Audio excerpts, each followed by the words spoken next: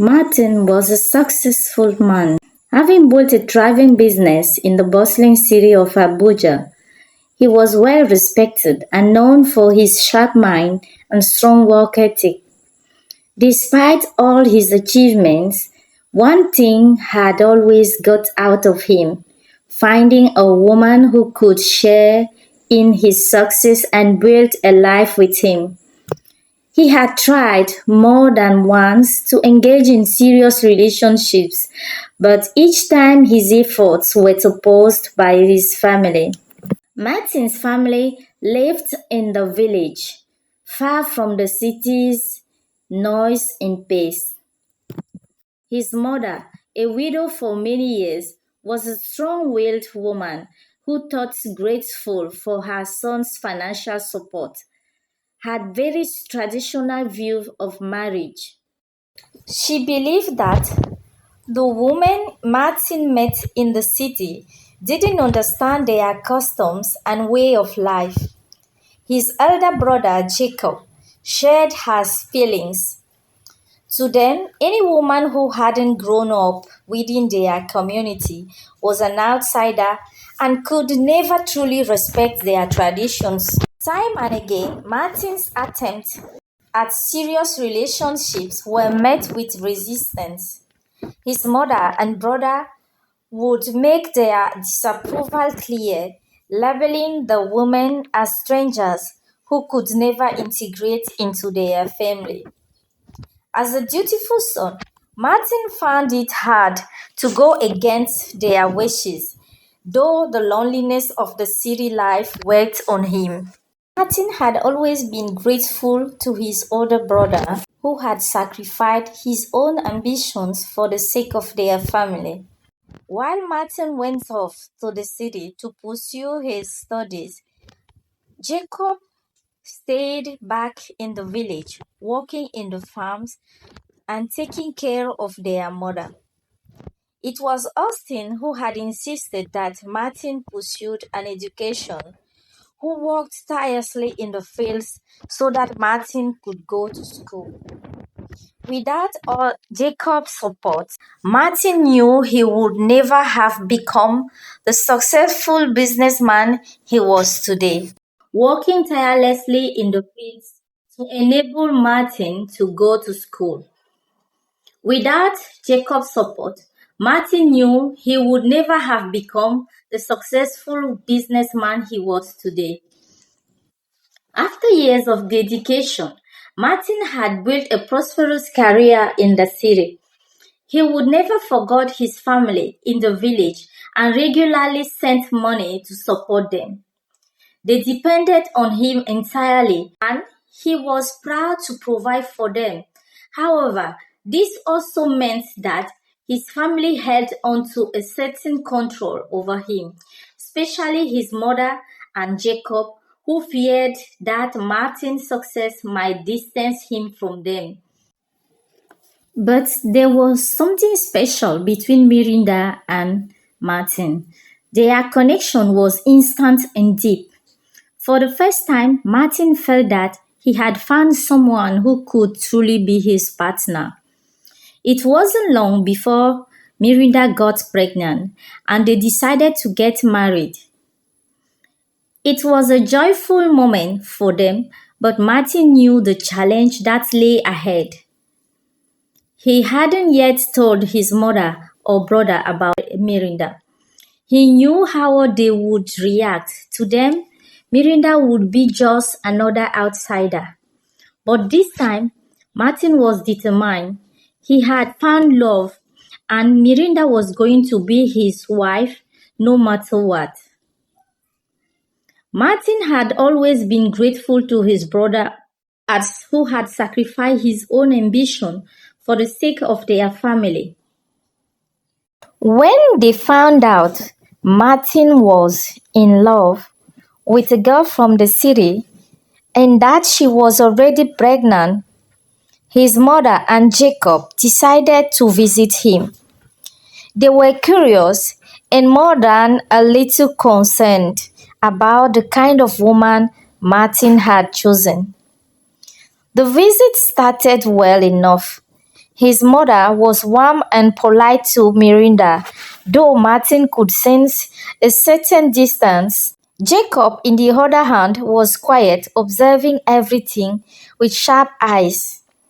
They were friendly, but Martin knew them too well.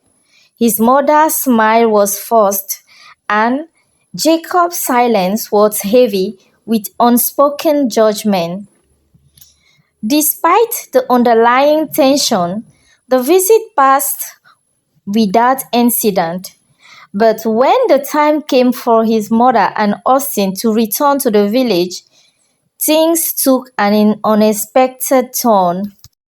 That morning, Martin received an urgent call from work and had to leave the house at dawn. Knowing that his mother and Jacob were leaving later in the day, he left some money with Miranda for them to cover their travel expenses and go back to the village. As soon as Martin left, Miranda thought it would be a quiet day until there was a loud knock on the door. Opening it, she found two men standing there. One of them, tall and imposing, was asking to see Martin. They claimed to be collectors from the bank, saying that Martin owed them money and they were here to settle the debt. If they didn't get the payment, they threatened to seize the car. The men insisted that the payment needed to be made immediately or they would take the car on the spot. Feeling the pressure, Miranda decided to give them the money that Martin had left for his mother and brother. She handed it over to the collectors, who left without further trouble. Later that morning, Jacob and his mother came out ready to leave for the village. When Miranda explained what had happened and why the money was gone, Jacob's face darkened with anger. His mother was visibly upset, accusing Miranda of mismanaging their trust and questioning her intentions.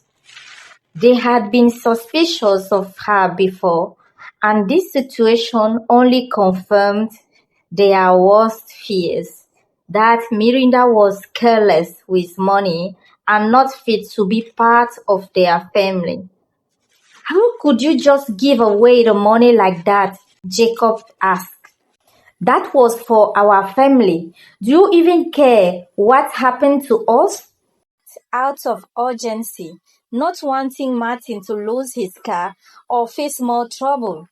But it was clear that Jacob and his mother weren't listening. Their distrust of her, already simmered beneath the surface, had now boiled over.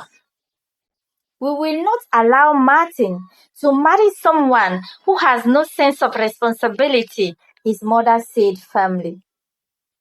You don't understand what it means to take care of a family.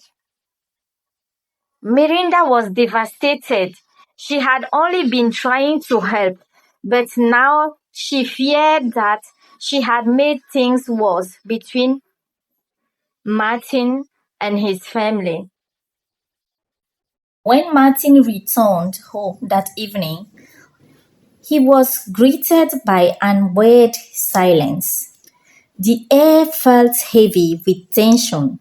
His mother and brother, Jacob, were still there, sitting stiffly in the living room, their faces a mask of cold disapproval. Miranda, his fiancée, sat quietly in the corner, her eyes swollen from crying. The atmosphere was thick with unspoken accusations, and Martin could feel the weight of it immediately. His mother was the first to speak. Martin, you need to listen to us, she said sharply, her voice laced with disappointment. We trusted your woman, Miranda, with the money you left for us, but instead of giving it to us, she gave it away. She says it was to some strangers who came asking for money. Jacob added a scowl. We have sacrificed for you, Martin. I stayed in the village, working hard to help you, to make you. And now we come here to find your woman doesn't even respect our family needs? This is the type of person you want to marry? Someone who can't be trusted? Martin's heart sank as he looked at Miranda, who was still seated quietly, her hands trembling. His family's words were harsh, and though they weren't raising their voices, the accusation was clear. They believed Miranda had stolen the money or had been reckless with it. Miranda, Martin said, turning to her softly, can you tell me what happened? Miranda nodded, her voice trembling but steady. Two men came to the house this morning, claiming to be from the bank. They said you own money and that if it wasn't paid, they would take the car. I didn't know what else to do. I thought it was urgent, so I gave them the money. I didn't want them to cause any trouble or take anything of yours. Martin listened carefully, absorbing her words. He knew Miranda wasn't the type to act carelessly. She had always been supportive and practical, but it was also true that she was new to these kinds of situations, especially with his family being so judgmental of her. Martin took a deep breath, knowing this situation had quickly spun out of control. I understand, Miranda, Martin said gently. You did what you thought was right. His mother, however, was less understanding.